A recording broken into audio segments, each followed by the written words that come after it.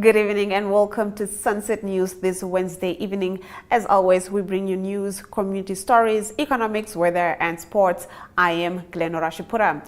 In the news tonight, Kavango East Governor Bonifacius Wakadumo says that funding from the government towards sports development is not sufficient. Hence, public-private partnership can assist in addressing challenges faced when it comes to sports development. Wakadumo remarked during the official handover ceremony of houses to Namibia's sprinting sensations Christine Boma and Beatrice Masalingi in Rundu. The houses were funded by MTC, Nedbank and various stakeholders. Christine and Beatrice. The story of Christine and Beatrice is a story of countless other young men and women who also wish and yearn for an opportunity to one day achieve what our two girls have achieved so far and will still continue achieving in the future, but are prevented from achieving their dreams often or many times because of insufficient funding or support. As you might now be aware that the Minister of Finance has recently announced the budget allocation of about 473.2 million Namibian dollars for the Ministry of Youth, National Services and Sports. It might sound a lot, but in an essence, if you take that amount and divide it into 14 regions, it will equal to around 33 million Namibian dollars per region. And mind you that the entire budget is meant for operational, capital projects, and support programs at the same time, meaning that whatever little remains is for the active sport programs and developments. I am sure that you will agree with me that government alone cannot address all the socio-economic challenges faced by our society. It is thus imperative that public and private sector assist in order for us to achieve our national goals and objectives. Sport is a significant part of any nation's development.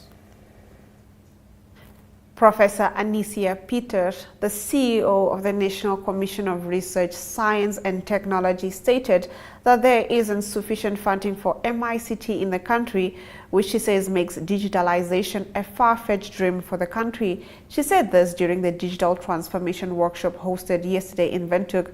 Peters was also the chairperson of the 4th Industrial Revolution Task Force. Really, the budget for ICT in the country, we cannot argue around it. MICT is not getting enough money. Neither is OPM, who is responsible for government ICT. They're not getting enough budget. This affects us and we can't reason it away because it means that the infrastructure is not being upgraded, licenses are not paid, etc., etc. Those are very low level, but if we don't have the money, we can't do that. And we cannot dream of digitalization in Namibia if we don't have the basics. We can't build on rubble. So that's the first one. Infrastructure is another one. I touched now on I'm looking at government landscape in particular. It's really a problem. And we've had the cries for long, and we really need to take action on that. Because again, if we don't have those basics in place, how do we expect, for instance, as a country, to defend our systems if our systems are not on standard, are not regularly updated, are not maintained, the basics? Then the next one that I want to go to is legislation.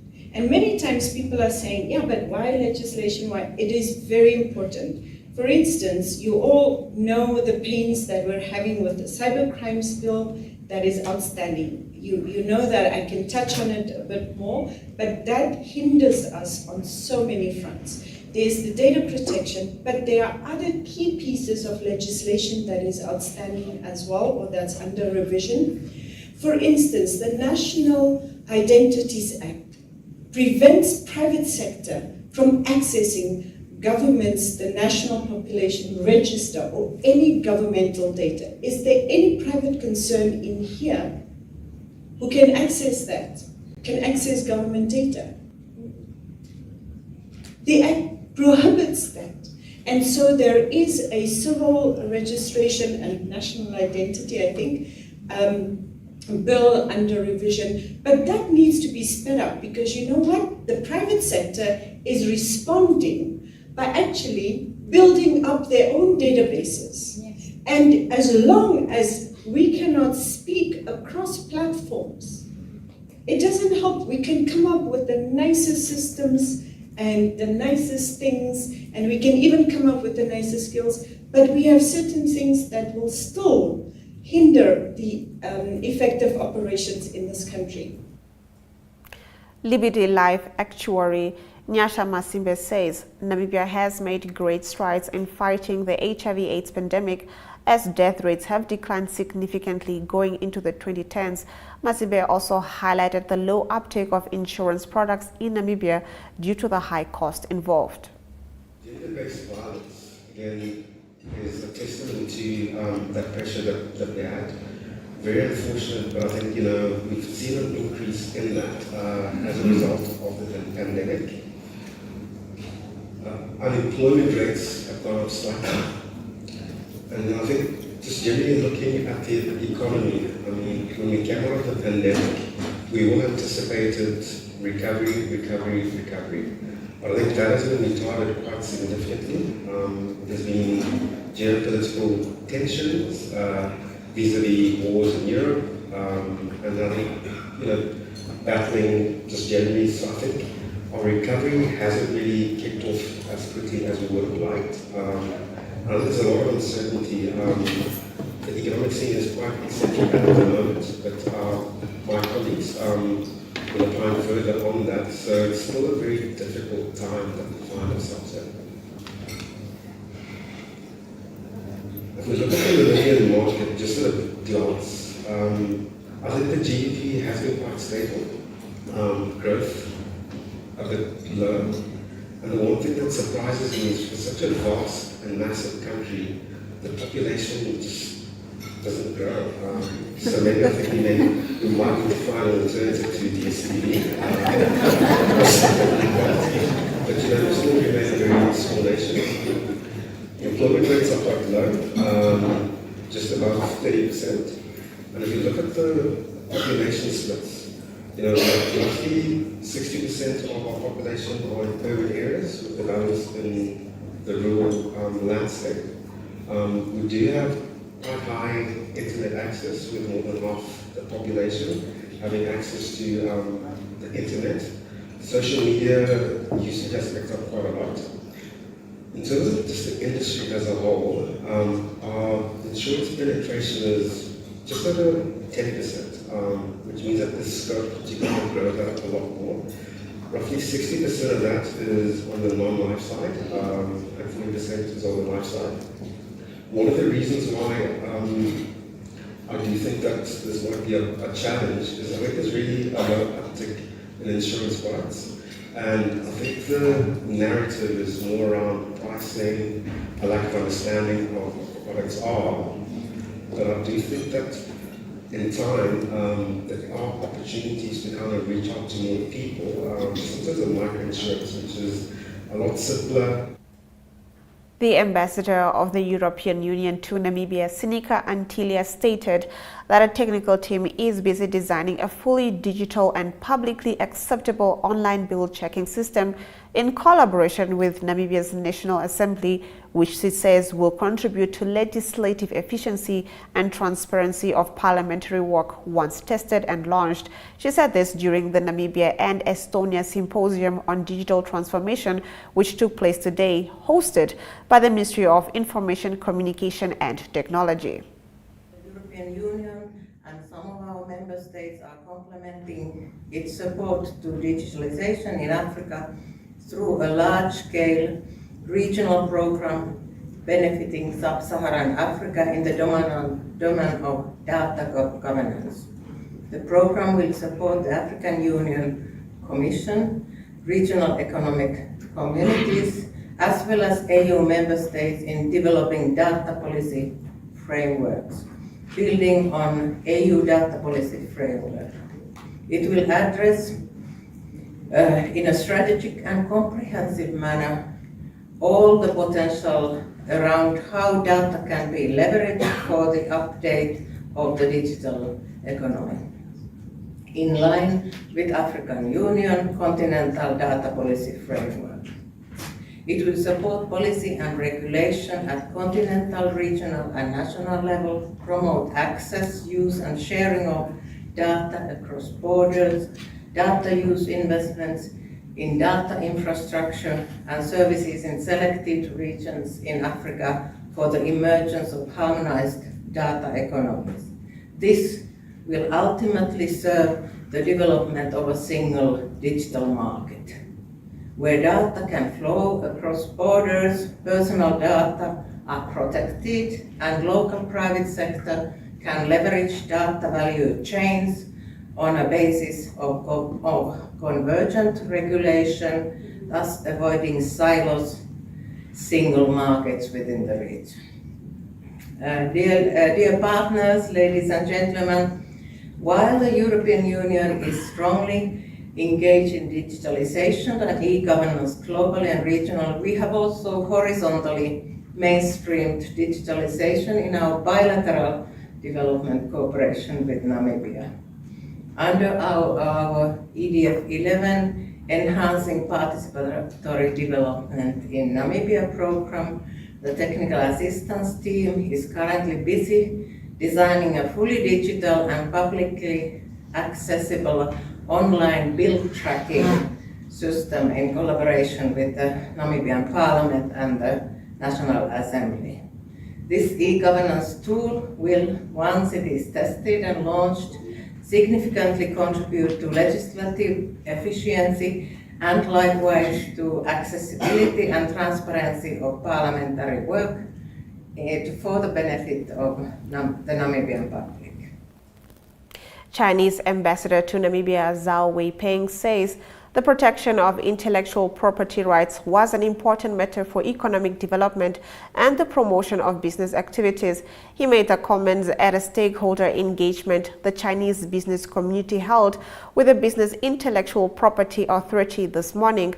BIPA is engaged in efforts to sensitize the Chinese business community on business registrations. Similar exercises will be carried out with other foreign business communities representatives in Namibia.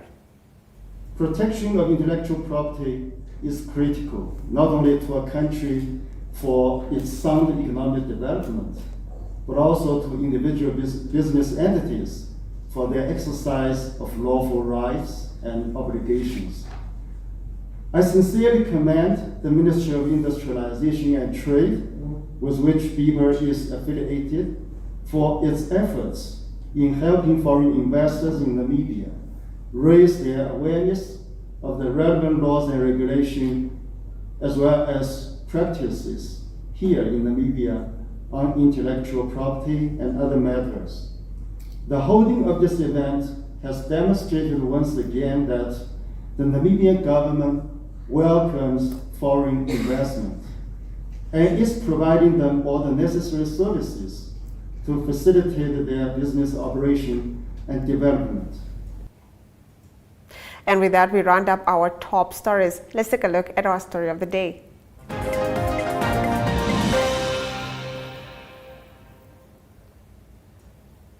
Several supporters were gathered earlier today at the Cathedral Magistrates Court for the bail hearing of NEFF activist Michael Amushelelo and our co-founder Dibulukeni Nuyoma after the case was remanded last week. The pair stands accused of contravention of Sector 2 Public Gathering Act AG 23/1989, violation of Righteous Assembly Act, inciting public violence, contempt of court, malicious damage to state property, and violation of court orders and agencies to fit into an ICT future. However, State Prosecutor Tatelo Lusipane has remanded Michael Amushelelo and Dibulukeni Nuyoma's case till the 27th of April 2023. Most of our people, they are not really free to move to come inside, especially for this facility. So we need to go to other people are there. Several times we need to check. In economic news, after the break, we take a look at the Bank of Namibia's declaring a dividend of $413.7 million Namibian dollars to the government for the financial year 2022. We get into this story after the break.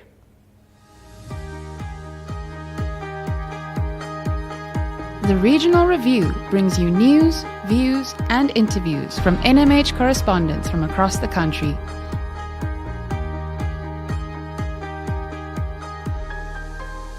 If you would like to feature your brand or campaign on this platform, contact regional@synergy.com.na.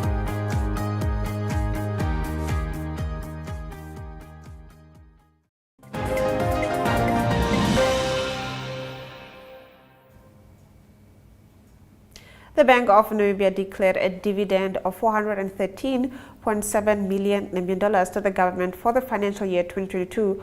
Profit increased by 11.5% to $651.2 million Namibian dollars in 2022 compared to $584.2 million Namibian dollars recorded in 2021.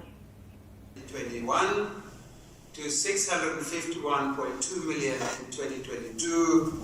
Therefore, the reserves available for distribution increased year on year from $672 million in 2021 to $772 million in 2022. This makes it possible for the bank to declare a dividend that will be put to good use in much needed areas as we rewire the country and bolster resilience. Looking to the future, Namibia must continue to safeguard its financial integrity that is hailed as one of the best on the African continent by safeguarding its institutions. For this reason, Namibia cannot afford to fail the test regarding the mutual evaluation exercise. Let's take a look at our economic indicators. The Namibian dollar trades at 18.12 to the US and 19.67 to the euro. It trades at 22.37 to the pound and $2 and 63 cents by Yuan Chinese yuan. Zinc is up by 0.77% and Brent crude oil is up by 0.29%, trading at $79 and 46 cents per barrel. In the international slot, Israeli Prime Minister Benjamin Netanyahu has reacted angrily to comments by the US president. We take a look at this story right after the break.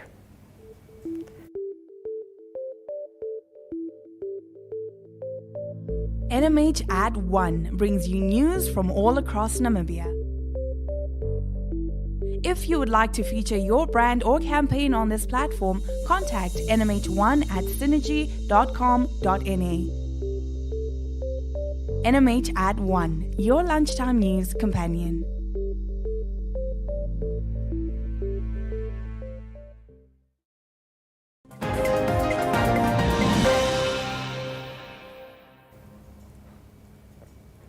Let's take a look at our international news. Israeli Prime Minister Benjamin Netanyahu has reacted angrily to comments by the US president, who urged him to walk away from his controversial judicial reform plans. They cannot continue down this road, Joe Biden told reporters. Netanyahu later tweeted that Israel would make its own decisions, not based on pressures from abroad. It comes after protests this week brought Israel to a standstill, forcing him to pause the proposals.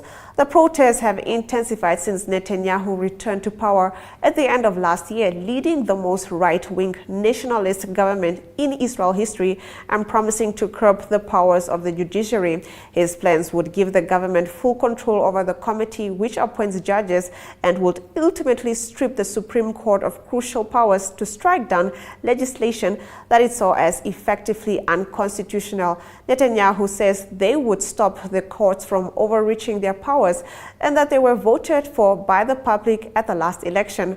But most legal scholars say they would effectively destroy the independence of the judiciary, while opposition figures describe them as an attempt regime coup. Tens of thousands of people protested across the country on Sunday and Monday, and the biggest trade union called a general strike after the Prime Minister sacked Defense Minister Yoav Gallant for public urging a halt to the reforms.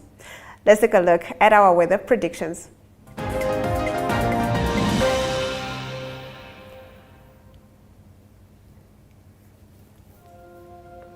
Thunder showers are expected in Anana at 32 degrees and rain is expected in Ruacana at 31 degrees.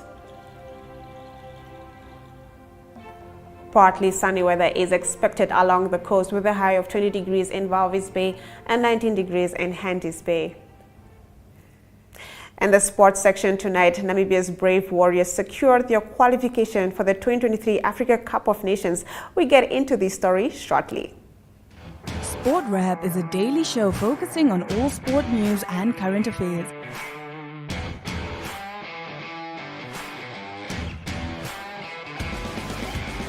If you would like to feature your brand or campaign on this platform, contact sportwrap@synergy.com.na.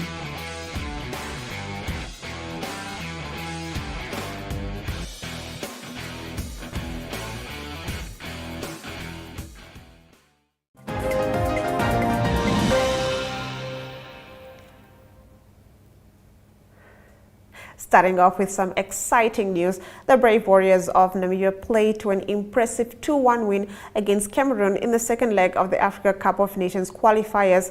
With this result, the Confederation of African Football reports that Namibia, together with host Ivory Coast, Morocco, Algeria, South Africa and Senegal, have qualified for their next year's competition. Namibian cyclist Vera Lusa says being crowned 2023 Absa Cape Epic winner alongside her Mauritian teammate Kim Lecourt is a massive achievement and marks a big moment in her career. Lusa and her teammate were on Sunday crowned overall winners of the female category after completing 648 kilometers of cycling. More than 1,100 learners from 11 Namibian schools, as well as 3 schools from South Africa and Zimbabwe, will participate in the 9th edition of the Indongo Toyota Desert Sports Festival from the 29th of March to the 1st of April in Walvis Bay. The games will start today. The highlights will follow shortly.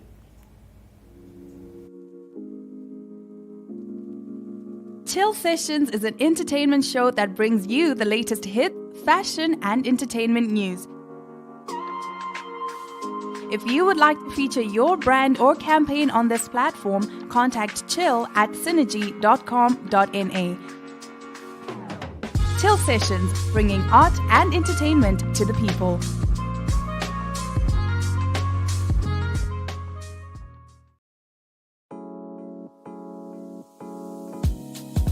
My.NA Property Show provides viewers with the best in-class content, engaging interviews, as well as a showcase of the latest property-related products and services. If you would like to feature your brand or your campaign on this platform, contact My.NA at synergy.com.na.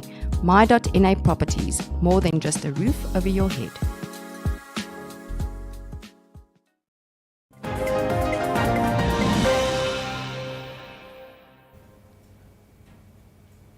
You're watching Sunset News. Let's take a look at the highlights from today's broadcast. Kavango East Governor Bonifacius Wakadumo says that funding from the government towards sports development is not sufficient, hence public-private partnership can assist in addressing challenges faced when it comes to sports development. Professor Anicia Peter, the CEO of the National Commission of Research, Science and Technology, stated that there isn't sufficient funding for MICT in the country, which she says makes digitalization a far-fetched dream for the country. The brave warriors of Namibia played to an impressive 2-1 win against Cameroon in the second leg of the Africa Cup of Nations qualifiers. With this result, the Confederation of African Football reports that Namibia, together with host Ivory Coast, Morocco, Algeria, South Africa, and Senegal, have qualified for next year's competition. And with that, we've come to the end of the broadcast. Make sure you join Sunset News on Facebook, on all the animate platforms on weekdays, as well as on our website, OneUpTwo.com. Sunset News screens on DSTV 285 and GoTV channel 94 every weekday from 7:30 p.m. to 8 p.m. I am Glenn Rashipura, and this has been Sunset News. Don't end your day without us.